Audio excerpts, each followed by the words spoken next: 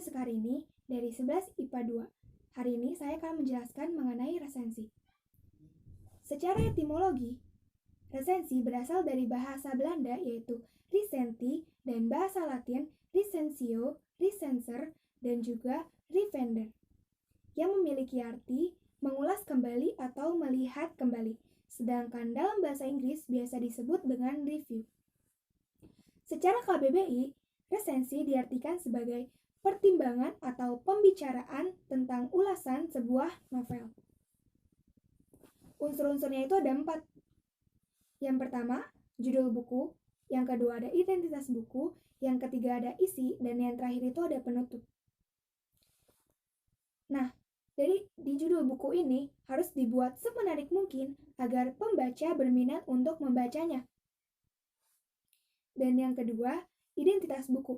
Identitas buku ini biasanya mencakup mengenai judul buku, pengarang, penerbit, tahun terbit dan cetakannya, ukuran buku, dan tebal buku. Nah, yang ketiga ini isi.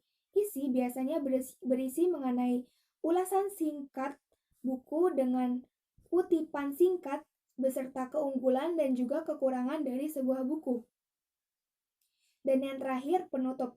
Penutup ini biasanya berisi mengenai alasan mengapa buku tersebut dibuat dan kepada siapa buku tersebut dituju. Selanjutnya, ada struktur. Strukturnya itu ada 5. Yang pertama ada identitas, yang kedua ada orientasi, yang ketiga ada sinopsis, yang keempat ada analisis, dan yang terakhir ada evaluasi. Nah, identitas buku ini biasanya mencakup mengenai judul buku, pengarang, penerbit, tahun terbit dan cetakannya, ukuran buku, dan juga tebal buku. Nah, orientasi. Selanjutnya orientasi. Orientasi ini biasanya terletak di paragraf pertama, yakni penjelasan mengenai penilaian yang baik dan juga penghargaan yang telah didapat dari sang penulis dari novel yang dia buat ini. Nah, yang ketiga ini ada sinopsis. Sinopsis ini berupa gambaran, ringkasan dari gambaran pemahaman penulis dari isi novel. Nah, selanjutnya ini ada analisis. Analisis ini biasanya berisi berupa paparan mengenai unsur-unsur cerita, penokohan, alur, dan sebagainya. Selanjutnya, ada evaluasi. Evaluasi ini berupa paparan mengenai kelebihan dan kekurangan dari novel tersebut. Nah, jenis-jenis resensi itu ada 3. Yang pertama ada resensi informatif, yang kedua ada resensi deskriptif, dan yang terakhir ada resensi kritis. Nah, resensi informatif ini biasanya disampaikannya tuh dengan singkat dan juga secara umum dari keseluruhan.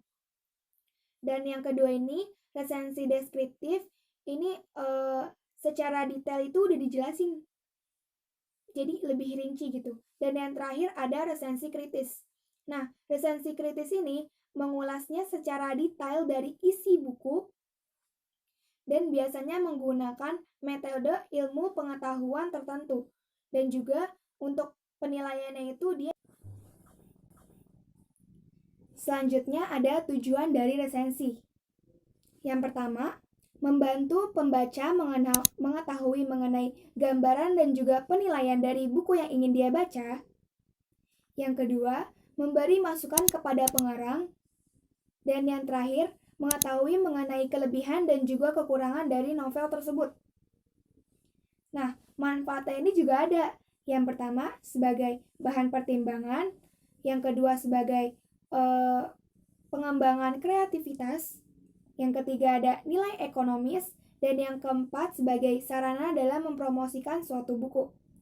Nah, di sini kita ada contoh novelnya. Ini judulnya itu Daun yang Jatuh Tak Pernah Membenci Angin, karya dari Terelie.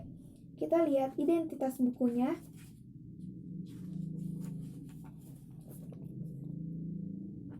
Di sini sudah tertera.